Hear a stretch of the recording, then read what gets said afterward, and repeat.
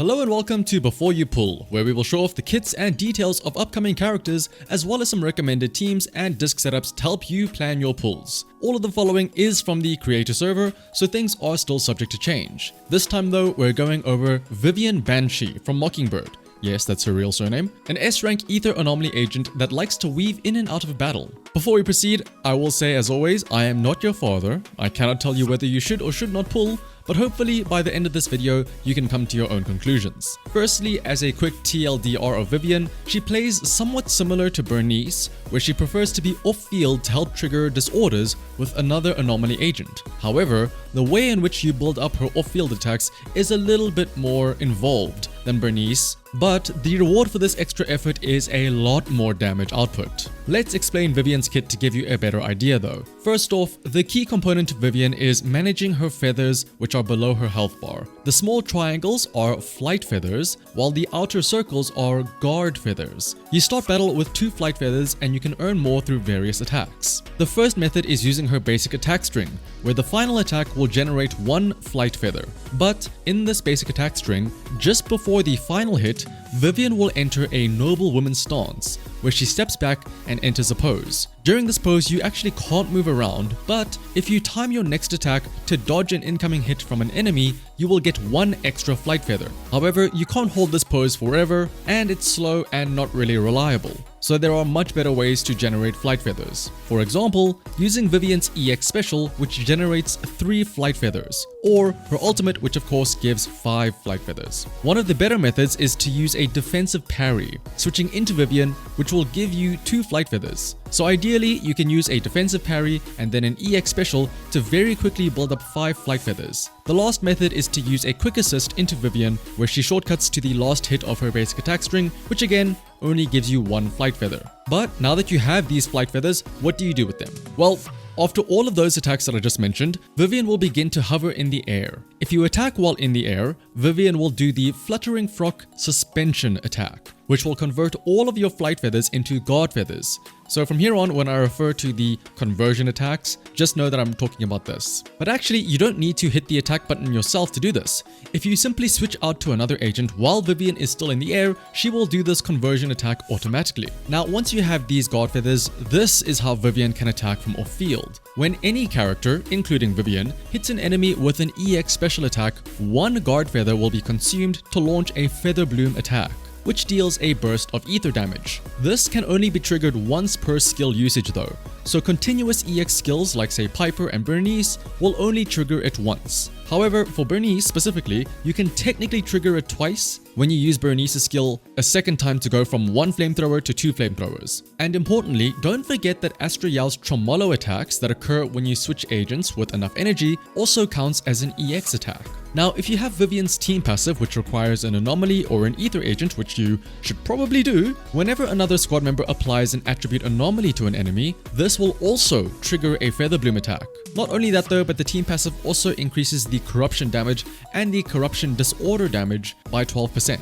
Speaking of disorders though, let's talk about Vivian's core passive, as this is what really makes those feather bloom attacks strong. Because if the enemy already has an attribute anomaly applied to them, when the feather bloom hits, it will trigger the Abloom special effect, dealing additional attribute anomaly damage. Think of this kind of like how Yanagi can trigger her own special disorders when she uses her EX special. Now, the actual damage dealt by the Abloom depends on the original anomaly that is applied, with different multipliers per element. For every 10 points of anomaly proficiency of the original anomaly damage, the elements will have different multipliers, with fire being the highest, then ether, then electric, then ice, and lastly, physical. But don't think that just because physical is only 0.75% per 10 points of anomaly proficiency that it's bad or anything, because remember, assaults aren't damage over time. It's 1 big burst of damage, so this Abloom damage is actually more dependent on the other agents than Vivian. So the stronger the other agent is, and of course the higher level Vivian's core passive is, the stronger these Ablooms will get. Otherwise, when the feather bloom or the conversion attack hits an enemy with an anomaly applied to them, it also applies Vivian's prophecy to them, which causes them to take ether damage equal to 55% of Vivian's attack every 0.55 seconds. This damage over time is capable of triggering the ether anomaly too. So effectively, this is how Vivian can constantly build up the ether anomaly while off field. For the simple gameplay loop of Vivian, you essentially want to get 5 flight feathers, convert them to guard feathers, and then have your other agents hit the enemy with EX specials and apply anomalies so that Vivian can consume the guard feathers to attack while off field, which not only does bursts of damage, but builds up her own ether damage over time, and if the enemy is under an anomaly, triggers an extra burst of anomaly damage too. Then you switch into Vivian, ideally with a defensive parry, and use her skill to build up the flight feathers again, and you rinse and repeat. Now, all that being said about Vivian being reliant on other anomaly agents, let's go over her possible team compositions, of which there are actually quite a lot. But of course, the one everyone thinks of right away will be pairing her with Yanagi and Astra. And I mean, that makes perfect sense, right? Although lately Yanagi has become more of a disorder bot for Miyabi, let's not forget that she can be a pretty strong on-field anomaly agent too. And the amount of damage that can be done with Vivian and Yanagi is insane. If the enemy already has an anomaly applied to them, a single EX special from Yanagi does so much. Aside from, of course, the EX special attack, it will also trigger Yanagi's special disorder damage. Then, it triggers an afterbloom attack from Vivian on the sidelines, which also applies the damage over time from Vivian's prophecy. Then, it also triggers the Abloom effect, which does another burst of anomaly damage. And if any of these hits builds up enough anomaly to naturally trigger a new anomaly, you get another afterbloom from Vivian on the sides with another Abloom attack, and you still get the regular disorder damage too. Of course, Astra being the third is just because, well, she's Astra. But aside from the attack buffs and the Tremolos counting as EX attacks too, Astra also lets you quick assist to Vivian very frequently, which can get you an extra flight feather when you're running low.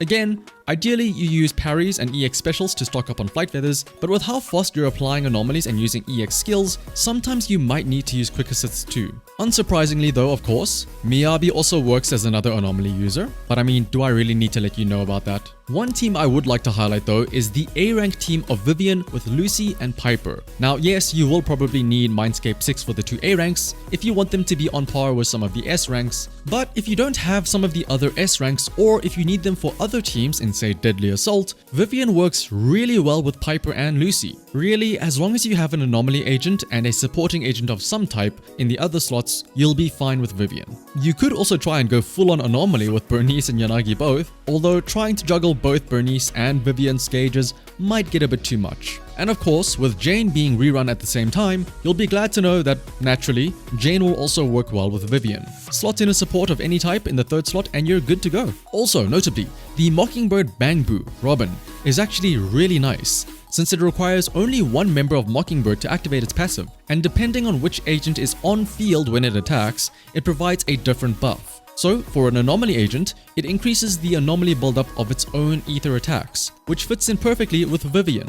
But focusing more on Vivian herself though, let's go over her build, starting with her signature engine, Flight of Fancy.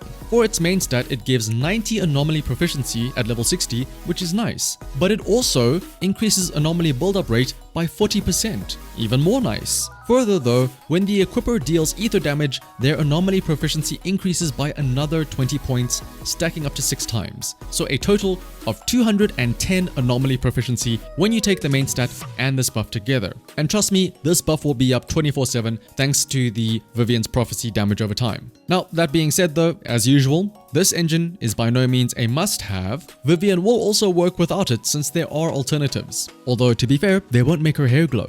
But if you have bought the Battle Pass, the Electro Lip Gloss gives anomaly proficiency too, and failing that, Weeping Gemini also gives anomaly proficiency and attack percent, which does increase the damage over time from her prophecy attack. Obviously, these aren't as good as her signature, but they will work just fine. And then as for her disc sets, of course, you're going to want the 4-piece Phaethon's Melody set. Not only does it increase the anomaly mastery, but it also increases anomaly proficiency as well as ether damage. And then for the 2-piece set, you want either Chaos Jazz or Freedom Blues to get another 30 anomaly proficiency. As for main stats though, on slot 4, I'm gonna sound like a broken record, but of course you want anomaly proficiency. Slot 5 is your choice of either ether damage or attack, and slot 6 can be anomaly mastery. But honestly, if you find yourself struggling to build up those flight feathers often enough, you can use energy regen on slot 6. This will let you use her EX special more often to get those 3 flight feathers. Ideally though, if you're using defensive parries often enough to get the 2 back at a time, this hopefully should not be an issue. With all of these stats, and if you have her signature engine, depending on how your substat rolls go, it is very possible to get near 600 anomaly proficiency once you are in battle. Otherwise though, for those of you who are willing to pull multiple copies of Vivian, let's go over her Mindscapes. Mindscape 1 applies a debuff on enemies after being hit by a bloom that increases their anomaly and disorder damage received by 16%. And for every 4 guard feathers consumed to deal these ablooms, Vivian will get back 1 flight feather. This will let her loop between the feathers a little bit more easily. Mindscape 2 increases Vivian's ether anomaly build-up rate by a hefty 25%. And also, her ablooms will deal 130% of their original damage, while also ignoring 15% of the target's resistances. Mindscape 4 causes Vivian's slam conversion attack, as well as her off-field feather bloom attacks, to both always crit. What's more is that these attacks will also increase Vivian's attack by 12% for 12 seconds. And as a nice bonus, Vivian will now also start the battle with 5 guard feathers, so she's ready to do her feather bloom attacks right from the get-go. Mindscape 6, which funnily enough is just named Vivian, first off will increase her ether damage by 40%. Then, her EX special and the attack in her basic string where you dodge an incoming hit now generate an additional flight feather. And when doing her conversion attack, if there were already any guard feathers stored before the conversion, these guard feathers are all consumed to deal a special instance of Abloom damage, where each guard feather consumed multiplies the damage done by this attack up to a maximum of 5 times the original amount. So now you'll never have to worry about overcapping on the guard feathers, since any extras will be used for this extra attack damage multiplier. As for my final thoughts on Vivian though, I think she's great. Once again, it really feels like anomaly agents always feel better kind of in comparison to attackers. Maybe it's because anomaly agents always want to work with other anomaly agents, so the room for synergy is much more, while attackers have to synergize with, say, stunners, which is a whole different archetype. Now, I said it already, but Vivian is similar in style to Burnice, but Vivian's loop does feel a little bit more fun in my opinion, having to be a bit more involved with the switch-ins and whatnot. And of course, most importantly, if you have Yanagi and then you use her EX special attack, and then you see like 20 different numbers and effect names all appearing at once, disorder, Abloom, disorder, trigger, disorder, blah blah blah blah blah. It is such a dopamine rush. And coming back to anomaly versus attackers, Vivian definitely looks like she is a bit more future-proof, in the sense that as an off-field attacker, if any new strong agents come out in the future, she won't really be competing with them for field time. And the fact that she can work with any element and any anomaly is also very nice. Otherwise though, thank you for watching. If you found this video helpful, liking, commenting and subscribing is greatly appreciated, and it'll also help keep you notified for when future guides are uploaded. If you are planning on pulling for Vivian though, I wish you the best of luck in your pulls. And so, until next time, bye bye!